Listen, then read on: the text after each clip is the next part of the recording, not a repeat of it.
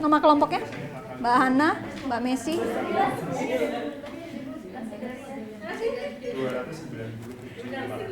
Nasi Daria. Oh ya ampun, Nasi Daria, perdamaian gitu ya. Ya. Oke, baik. Selamat siang semua. Sebelum kita masuk ke jeda makan siang, saya akan minta 2 kelompok untuk presentasi. Tapi sebelumnya saya mau tahu dulu progres dari masing-masing kelompok. Nasi Daria udah sampai mana? Timeline. Oke. Kalau ini Manis Manja? Udah sampai mana? Timeline juga. Ini Ahoy? Timeline. Untuk Ceriwis? Timeline juga? Sampai timeline juga? Oke, baik. Kalau gitu saya minta, karena sama-sama ya, jadi ada di posisi yang sama klasemennya, saya akan minta Manis Manja dan Ceriwis ya. Manis Manja dan Ceriwis. Silakan. Yang duluan mana? Manis Manja dulu ya, karena Manis Manja kemarin terakhir kan? Ya, udah terakhir, duluan sekarang ya.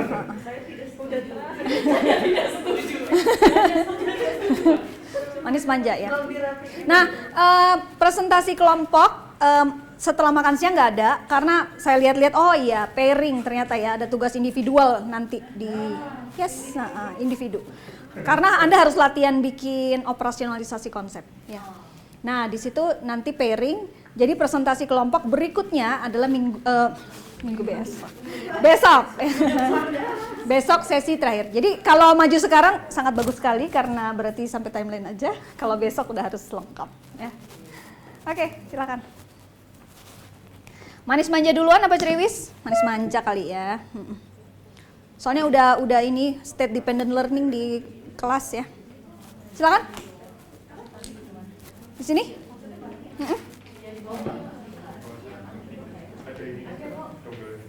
Ya.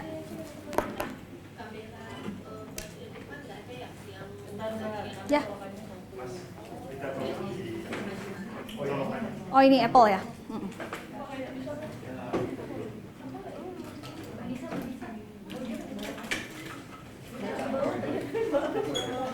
Konektor. Buat itu HDMI. Yang ini ya, dicolokin ya.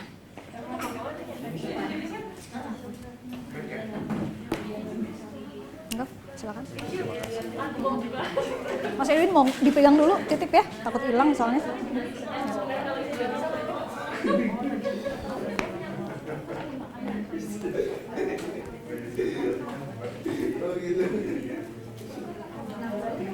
Kemarin kayaknya warnanya, color tone-nya beda ya sama sekarang. Ya. Kenapa pilih kuning, Mbak? Pertanyaan nggak penting banget.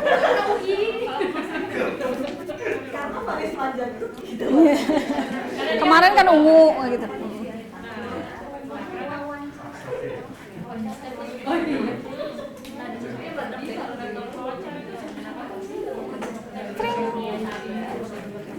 Buat latar belakang bagus ya, tapi kalau buat tulisan kuning jelek ya. Maksudnya nggak kelihatan mata.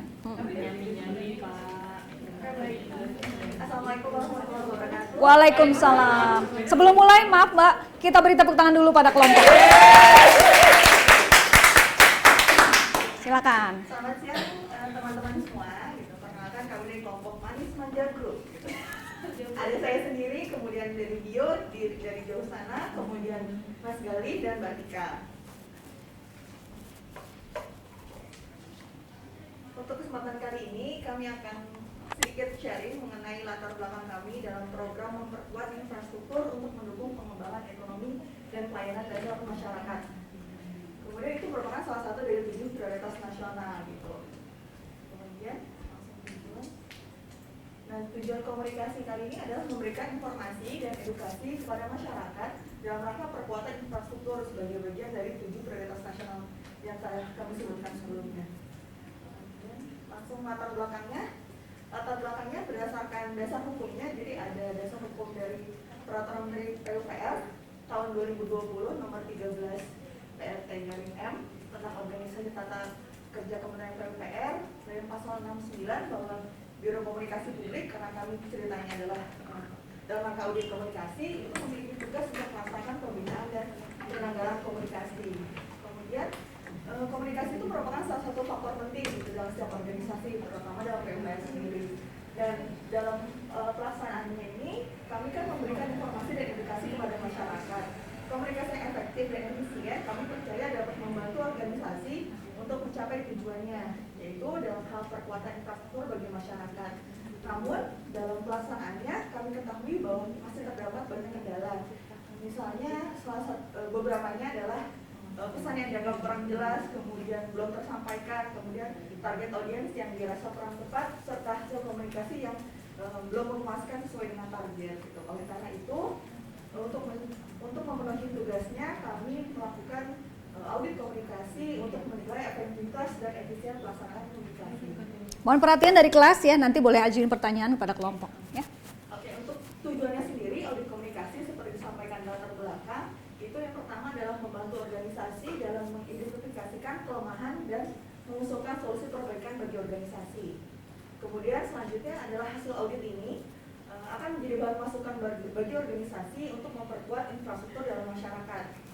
Terus yang selanjutnya, Newsletter ini juga bertujuan untuk memberikan informasi dan edukasi dalam rangka perkuatan infrastruktur bagi masyarakat.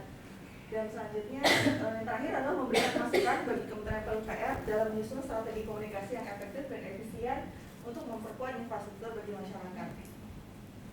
Untuk cakupannya sendiri, ada beberapa. Untuk sementara ini ada yang pertama evaluasi strategi komunikasi yang akan kami kerjakan atau kami laksanakan, kemudian analisis proses komunikasi, kemudian ada evaluasi hasil komunikasi, analisis efektivitas komunikasi, serta rekomendasi perbaikan untuk pelaksanaan selanjutnya. Oke. Untuk metode audit sendiri, yang pertama input, itu yang pertama adalah anggaran. Ada anggaran yang terpenting, kemudian ada SDM atau personilnya, kemudian SOP yang digunakan, regulasi, alat produksi konten dan berita, serta materi publikasi. Tapi ini sepertinya kemarin udah yang belum ya? Udah, kalau ini udah. Tapi mungkin bisa di-highlight apa yang menjadi fokus dari audit.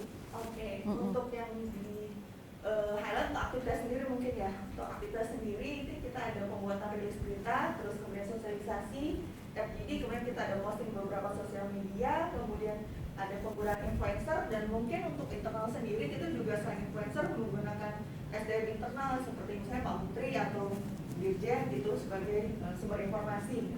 Kemudian ada talk show serta pembuatan brosur dan banner. Kemudian untuk outcome-nya sendiri itu sikap masyarakat terhadap hasil kerja infrastruktur Kementerian PUPR. Jadi kami menggunakan metode survei dalam menentukannya. Kemudian ada penilaian publik juga terhadap hasil kinerja kita. Kemudian ada perilaku publik dalam memanfaatkan dan menjaga infrastruktur yang kami buat. Kemudian impact-nya yang mau kami ukur itu adalah reputasinya Kementerian PUPR, kemudian trust serta kepuasan masyarakat atas kinerja kita. Oke. Untuk durasi waktu dan timeline-nya kami rencanakan selama 12 bulan atau 1 tahun anggaran gitu. Jadi ada beberapa yang sudah kami breakdown. Yang pertama adalah perencanaan audit. Kami rencanakan di 1 bulan pertama, di bulan Januari. Jadi perencanaan audit itu ada penentuan tujuan audit, kemudian penentuan cakupannya, penentuan jadwalnya, kemudian persiapan dokumen yang dibutuhkan, serta persiapan sumber dayanya. 5M yang seperti tadi disebutkan Baumi, method, money, machine gitu. Itu di bulan pertama Januari. Kemudian pelaksanaan auditnya itu kami start di bulan kedua sampai bulan ke-6, jadi ada 5 bulan. Itu mulai dari review dokumen dan data, kemudian wawancara responden. Dari sini responden ini adalah staff dan stakeholder dari Kementerian PUPR. Kemudian kita juga lakukan observasi komunikasi, kita ke unit organisasi dan balai wilayah selaku penyelenggara infrastruktur. Kemudian ada analisis data dan informasi yang telah terkumpul sebelumnya dari hasil wawancara dan observasi. Kemudian di bulan ke-6 kami rencanakan untuk melakukan penyusunan laporan audit. Dan di bulan ke-6 juga kita lakukan presentasi, tapi secara internal dulu selaku penyelenggara kan kita dari Biro Komunikasi ceritanya. Jadi kita diskusi dan rekomendasi di bulan ke-6 juga. Di bulan ke-7 ke 12 kami rencanakan juga tindak lanjut. Ada monitoring hasil pelaksanaan, hasil rekomendasi tindak lanjut, kemudian kami evaluasi hasil tindak lanjut tersebut dan kita berikan laporan tindak lanjut gitu yang akan bisa berguna untuk tahun berikutnya. Gitu. Jadi ini tidak hanya dalam satu tahun anggaran, tapi bisa dimanfaatkan untuk tahun berikutnya. Yang tadi ya, Oh, iya. Ternyata udah ditambahin. Oke, kita beri tepuk tangan biar semangat. Belum berlalu. Ada pertanyaan? Silakan. Bagaimana caranya melakukan itu selama 1 tahun dengan anggaran berapa? 297 juta. Iya. Pertanyaan bagus ya. Do it. How can you do it without enough do it? itu ada di segmen deliverables. Oh, dari Purple. Itu belum. Oh, baik. PR mulai ya. Oke, sip. Jawaban PR ya. Atau Mas Gali mau? Kita belum siap. Ya, oke. Nanti dipikirin lagi ya soal anggaran itu. Dan untuk audit itu kelamaan. Dan timingnya harus dicek betul. Karena audit itu hasilnya itu diharapkan untuk menyusun strategi awal tahun. Untuk nyusun program buat tahun besok. Ya, jadi tolong dilihat dari situ ya, dari ujungnya baru kemudian ke belakang. Ya, auditnya kapan, mau dipakai kapan, hasilnya, jadi ditarik mundur ke belakang di situ. 2 bulan udah lama tuh bikin audit, ya, dan kelamaan. Ya. Karena biasanya awal tahun kapan harus dikumpul? Indikator kunci utama, itu kantor kinerja utama, KPI, Key Performance Indicator. Kapan mesti dikumpul hasilnya, mesti dilaporkan. Itu penting ya, nanti buat timeline ya. Nah, terus tujuan kampanye tadi kan ada 2, penyampaian informasi dan edukasi ya. Harus diklarifikasi tuh target audiensnya siapa aja. Siapa yang dapat exposure dari edukasi itu. Ya. Supaya kemudian kelihatan tadi mengukurnya output dan outcome atau impact langsung. Itu pakai impact. Langsung ke impact. Iya. Kalau impact berarti nggak bisa fokus pada 7 prioritas itu aja, pada salah satu dari 7. Karena sekalian organisasi. Betul ya? Salah satu dari 7 prioritas toh? Iya. Kalau impact berarti sekalian. Yes? Itu masukannya. Nanti lebih fokus aja. Kalau mau di situ berarti yang mau diangkat lebih kemana? Lebih ke outcome kah ya? Lalu ada segmented tuh di sana. Kecuali kalau mau keseluruhan, artinya betul-betul ini adalah biro KLI betul? Komunikasi publik ya. Jadi artinya humasnya di PUPR ya. Kalau di Kementerian Keuangan tuh KLI, komunikasi dan layanan informasi ya. Itu kan betul-betul humasnya tersentralisasi di situ. Mereka harus ukur impact. Nah, ini masuk tupoksinya ya berarti ya. Bukan eselon 1 ya, bukan eselon 1 jadi. Iya. Di Setjen kan? Ya, betul. Nah, kalau itu boleh ke impact karena itulah tugas Anda untuk ngecek keseluruhan. Cuma nggak boleh fokus pada salah satu. Kecuali ukur semua. Ya. Kalau ini kan maksudnya dia kan 7 program prioritas ini kan yang dari presiden. Nah, kemarin lihatnya memang kalau PU dia supporter besarnya adalah di situ. Di situ. Kita fokusnya Oh, baik. Itu nggak apa-apa. Nanti diperjelas aja di dalam latar belakang, ya. Kadang-kadang itu tadi supplier, vendor atau pembaca KAK nggak semuanya paham mengenai tupoksi ini, ya. Nah, tolong dilihat. Tahapannya udah sampai, maaf. Tahapan tadi ada. Nah, jadi ya. Sorry, bukan tahapan durasi waktu, maaf Mas. Ke atas. Tujuan dari ini. Ke atas terus. Ya. Tadi, memberikan informasi dan edukasi, ya. Target audiensnya siapa aja. Ya, supaya diperjelas. Ya, programnya apa aja tuh turunnya jadinya. Jadi Anda betul-betul tahu betul siapa nanti dapat pertanyaan apa gitu, nggak secara umum, karena kalau target audiensnya berbeda kan tentu Anda harus punya atau fokus, iya, atau fokus ya. Oke, terima kasih. Ada pertanyaan yang lain? Oke, makasih. Nanti boleh ya, menutup sama-sama. Oke, silakan. Yang ceriwis. Ceriwis, yowis. Ketahuan umurnya atau namanya. Silakan. Berarti tadi juga sana. Ya. Mohon diperhatikan yang lain ya. karena Anda sebenarnya belajar 4 kasus ya, 4 kasus audit jadinya. Kalau cuma mempelajari kasus Anda sendiri cuma dapat 1, sayang ya.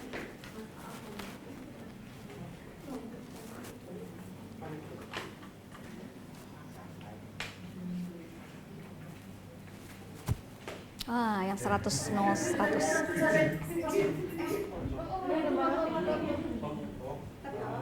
100% akses, 0% kumuh. Oh, persen sanitasi.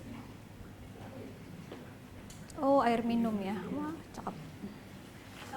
Selamat siang teman-teman semua. Saya juga bagi. Tepuk tangan dulu.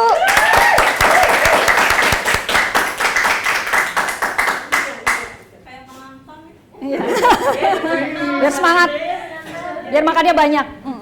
Kelompok kami, kelompok Ceriwis akan akan mempresentasikan gerakan 100 0 100 sesuai tagline-nya. Ini adalah kerjasama dari 3 sektor ya untuk 100% air minum, pemukiman kumuh dan sanitasi yang layak.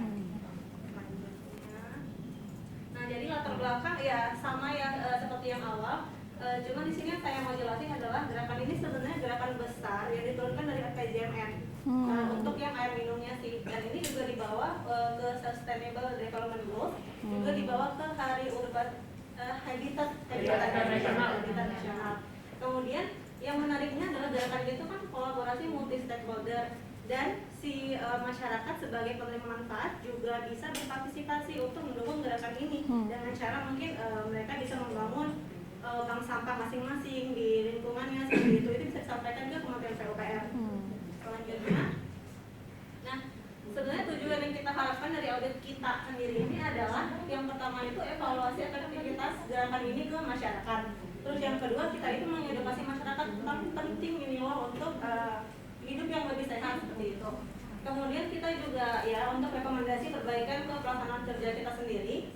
Terus endingnya impactnya kita ingin membuat masyarakat ini ada perilaku untuk lebih hidup sehat. Dan selanjutnya kita sendiri untuk mengukur reputasi direktorat kita sebagai inisiator gerakan ini. Cakupan auditnya sebenarnya banyak, namun kita simpulin menjadi 3. Yang pertama itu hasil olah data untuk menggambarkan pengetahuan masyarakat tentang gerakan ini. Yang kedua, seperti apa sih dukungan masyarakat untuk gerakan ini. Yang ketiga itu seperti apa intensi masyarakat untuk mengurangi tingkat kekumuhan dengan memanfaatkan sarpras yang kita bangun. Selanjutnya tahapannya seperti yang kemarin, inputnya mungkin terlihat ya, ada anggaran, SDM kita, dukungan hukum. Kemudian kita juga ada media saluran komunikasi, sarana prasarana yang kita bangun, serta ada bahan pendukung juga di sini. Aktivitas yang kita lakukan, kita tentunya ada rakor dengan Pemda. Kita juga ada penyuluhan masyarakat tentang pentingnya gerakan ini. Kita juga ada talk show media, serta rilis media cetak dan elektronik. Outputnya sendiri yang kita ukur adalah berapa sih jumlah peserta yang hadir, masyarakat yang hadir, jumlah media yang hadir, dan jumlah berita yang dirilis. Metodenya kita butuh data, kita wawancara terhadap key opinion-nya, kita butuh arsip dokumen. Tekniknya ya wawancara, survei seperti itu. Nah, di sini outtext-nya ini adalah kita butuh pemahaman dan pengetahuan masyarakat mengenai adanya gerakan ini. Kita lakukan dengan cara survei, kuesioner. Outcomes-nya ini yang kita harapkan adalah intensi untuk mengurangi tingkat kekumuhan, adanya dukungan masyarakat terhadap program kita, serta impact-nya ini endingnya adalah perubahan sikap. Nantinya masyarakat ini akan memelihara sarpras yang udah dibangun, itu yang penting juga, serta sesuai dengan tujuan kita yaitu meningkatnya kualitas pemukiman menuju pemenuhan target 3 sektor, serta meningkatnya kepercayaan terhadap pemerintah dengan cara survei, serta pengumpulan datanya, wawancara, analisis isi juga ada, kuesioner. Metode auditnya ini kita lakukan dengan cara pertama ada pemeriksaan dokumen dulu terkait kegiatan komunikasi yang telah kita lakukan dari pusat sampai ke daerah. Kemudian rakor yang tadi saya sebutkan, kemudian ada survei dan wawancara dengan masyarakat penerima manfaat, serta ada analisis data. Durasi waktu kita batasi untuk 3 bulan. Oktober November itu penuh dengan ada rakor, ada wawancara, analisis data dari kita, serta hingga akhirnya ke Desember penyusunan laporan. Oke, terima kasih, tepuk tangan. Pertanyaan, silakan. Ya, silakan Mbak. Mungkin menambahkan sedikit ya, itu kan ditulis waktunya Oktober November ya untuk pemeriksaan, wawancara dan analisis data. Mungkin belum ada pengambil survei itu ya di dalam. Oh iya, surveinya padahal dilakukan ya. Iya, survei. Wah, berat tuh. Iya, maksudnya belum dimasukkan ke situ. Iya benar-benar. Ah, Harapan kita 2 bulan ini beres. kita lengkapin. Ah. 2 bulan. Besok. Oke, terima kasih ya. Cukup lengkap sebetulnya metode-metode yang digunakan ya. Paling informasi mengenai apakah ini 34 provinsi atau hanya pemda-pemda tertentu yang terlibat di sini? Keseluruhan 34-nya banyak ya berarti. Oh, kerja berat. Tapi ini bertahap atau serentak? Ini kan jangka menengah, Mbak. Oh iya, 5 tahun ya. Oke, berarti tentukan aja dalam tahun berjalan itu daerah mana saja yang memang menjadi target wilayah yang memang jadi target wilayah program ya 101 ini. Nah di situ nanti tolong diinfokan. Jadi kalau nggak 34 provinsi kan berarti lebih double ya. Mana-mana aja tuh yang terima ya. Dan ada justifikasinya mungkin Mbak ya, kenapa memilih provinsi? Iya betul, karena itu tadi kan kalau Pemda bayangannya Pemda mana aja tuh udah berapa ratus kan, tapi mohon diinfokan juga karena nggak akan kebayang nanti cakupan dari survei yang dilakukan kalau hanya umum Pemda dan segala macam ya. Oke. Iya, tapi Anda sudah pakai mix method ya, wawancara dan survei. Oke, good. Terima kasih ya. Baik, kita istirahat dulu, makan siang. Ketemu lagi jam 13.00. Ya, oke? Sip. Nanti kita lanjutkan dengan bocoran lagi mengenai apa aja sih sebenarnya yang diukur dalam audit ya, best practice-nya. Sebenarnya nggak best amat, cuma apa yang pernah dilakukan berdasarkan pengalaman ya. Silakan. Oke, terima kasih dan tepuk tangan untuk kita semua. Oke. Sampai jumpa jam 13.